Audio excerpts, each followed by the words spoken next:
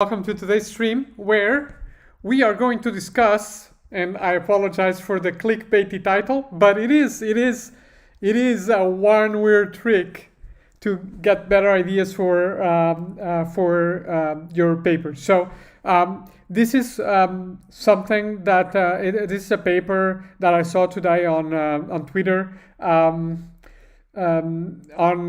This was posted by Ethan Mollick, who is a former colleague of mine. So we are on the PhD program at Sloan together.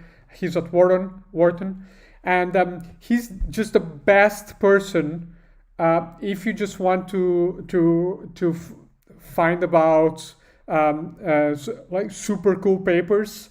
Ethan just publishes several of these in his account. He teaches entrepreneurship, so there's a lot of there's some papers that are focused on entrepreneurship, but he just publishes a bunch of really cool stuff. And this is what he shared today, which is basically a paper that shows that the more ideas you produce, the better those ideas are, better being more creative, more novel. Okay, so you can see the title of the paper. It is a 6-year-old piece published in 2015, and it is the title is Quantity Yields Quality When It Comes to Creativity, and then there's a subtitle. Anyway, so you can read the paper for yourself, but basically the idea is the more ideas you produce, the more creative ideas you produce. So there's basically a linear, not necessarily a linear relationship, but a positive relationship between the amount of ideas you produce and the quality of the ideas, how creative, how novel those ideas are. So what does this mean in practice? For me, it means that you need to find your own way of developing a bunch of ideas for a paper, instead of trying to sort of like find the one thing. Okay, and I think this is a key finding for the discussion about the systematization of qualitative research, right? This idea that the contribution of a qualitative paper should be induced in a way from the data that everybody will have the same insight. I really disagree with that, and I think it is dangerous to impose that level of structure on qualitative research, because that level of structure is not imposed in quantitative research, right?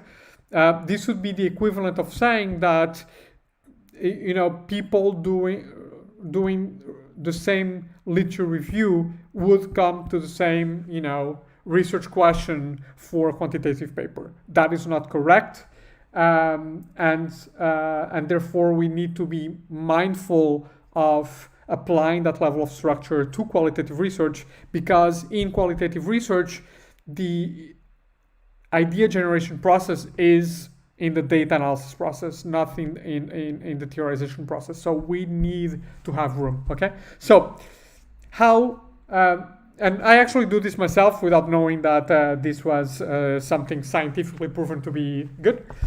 So I want to share with you the 4 practices that I use to do this. Okay, the first practice is graphical outlining. So if you see on the channel, you'll see that I talk a lot about finding your theoretical contribution and mapping your theoretical contribution using figures. I showed that I have an entire video about that. I also discuss Scapel, which is a sister application to Scrivener done by the same publisher that really allows you to engage with your ideas visually. And basically what I try to do is to create multiple representations of what is going on in the data, and each of those representations is an iteration on that idea. The second thing, super important, to which I really attribute a lot of my success in publications, is have a really, really broad understanding of research. So I am very, very well read in org theory, well read in org behavior, and well read in information systems. And that has really helped me, because in every single top journal paper that I published, reviewers have told me, we don't like your theory, you need to find something completely different. And I have successfully done so in all of these papers under extreme pressure to publish. Okay, so really cultivate a broad understanding of the theory, not only in your field but beyond, in your mother discipline, if you will, okay, and side disciplines, right? So for me, I would say, like, although I'm a prof in IS, my core discipline is org theory, but I do read a lot in org behavior and in management information systems. So creative outlining, reading a lot. Second thing, present your research as much as you can, okay? And here, for me, it's not just about the feedback from other people. That is point number 3, get as much feedback from other people as possible, and presenting your research is good, because in presentations, people will always give you different interpretations for your data, so it's a good source of new ideas. And that means that in presentations, focus on your data, not on your theoretical contribution, because a presentation is not, except if it's job market presentation, of course, but even there, it's not about impressing people, as getting them to engage with your research, getting them to help you. And the best way to do that is by sharing data that other people can interpret in their own way and from their own fields. But, and that's point number 4, presentations are super helpful as well for you to hear yourself speaking and you hear yourself thinking about your data. It's like a quick and dirty discovery writing. It's quick and dirty because you're doing it in slide bullets and not in full text. Okay, so those are the 4 ways in which you can generate a large quantity of ideas around your data, around your paper, even if you're writing a theoretical piece.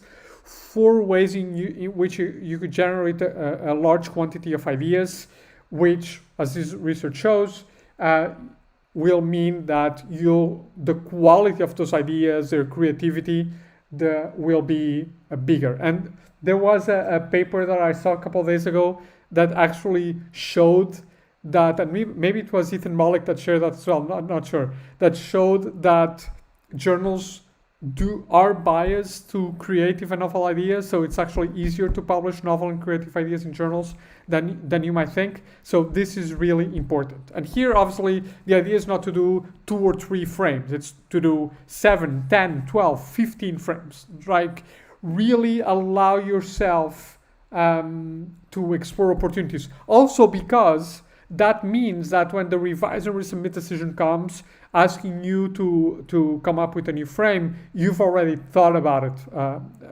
a bit, and you can respond, and you can decide which one to pick based on reviewer comments. Okay, so again, 4 ways in which you can increase the quantity of ideas for a specific data set for the contribution. First, outline ferociously. If you're like me, you want to do multiple pictures, multiple models of your what the data are telling you. Okay. Second, I forgot the second that I said. Just presentations, to share your data and get the input from other people, and third, presentations to hear yourself thinking, to see what you're thinking, almost like discovery writing. And 4th, which was the second that I just remembered this is super important, and I know I'm guilty of not doing it as much as I should. Read broadly, okay? Even if if you don't do it as a, if senior faculty, I don't do it as much, but I really read broadly during my master's and during my PhD, and this has really helped me a lot, okay? So, just wanted to share this super cool paper again. Thanks to Ethan Malik for sharing this. Follow Ethan on Twitter if if you want to see these sort of papers. I'm going to put his Twitter profile here. Ethan is I really got lucky with some of my PhD colleagues, and Ethan is one of these people that is, I'm super proud to have been in the same program with. We never worked together or anything, but anyway, but we're in the same program. So here's his Twitter. I'm also going to put it on the notes for the video on YouTube, and I'll catch you guys next week, guys and girls. Thanks so much for watching, and if you have time, please like the video and subscribe. Thank you so much. Bye bye.